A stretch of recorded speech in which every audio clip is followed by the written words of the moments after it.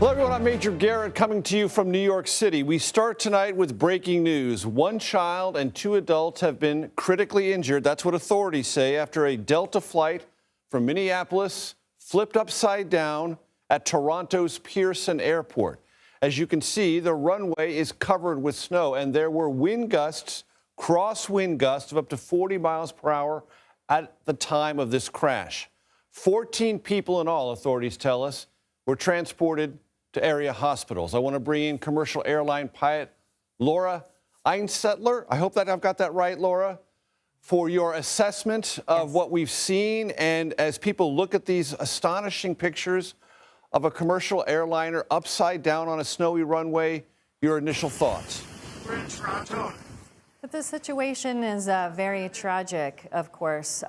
The great part about this in the sense that the cabin is mostly intact, but we will have to determine exactly what it is that happened and why this happened.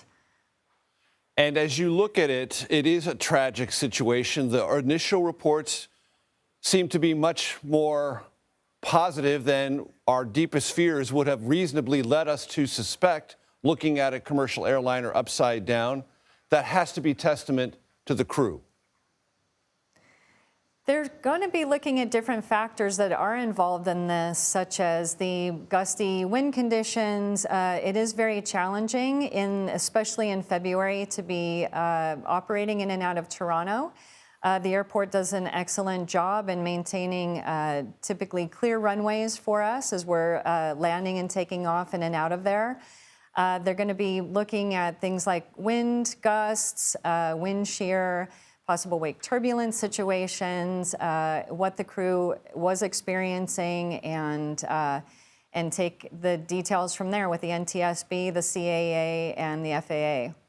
And Laura, to my untrained eye, it is something that I'm assuming on approach, something happened with the wind that was of such significant turbulence that it turned the plane upside down. That's just my uneducated look at the video, wondering what might have happened. Does that seem like a plausible scenario to you? It depends on the variables of the circumstances. So how strong were the wind gusts, the capabilities, of course, of the aircraft and the crew, their experience. Were there any larger jets possibly preceding this to kick off any wake turbulence in addition to gusty winds? What were the runway conditions, things of that nature. And Laura, you have alluded to this, but I want to ask you for your expertise. What are the challenges on approach? Crosswinds, you mentioned wind shear. That's a term that some of our viewers might be familiar with, even though they're not experienced pilots or know a lot about avionics. What are some of the challenges on approach in the wintertime if there are heavy crosswinds? Well, in the wintertime, things that we're obviously paying very close attention to, what the visibilities are, is there blowing snow, what type of snow, how it's affecting the aircraft itself, our actual systems of our aircraft, de-icing capabilities, the wind capabilities of the aircraft. If it's lower visibility type conditions, can we do an auto land or is this a manual land? Those are things that we're looking at. Also conditions of the runway itself. How icy is the runway? What are the friction coefficients of the runway? Our stopping capabilities in the various conditions.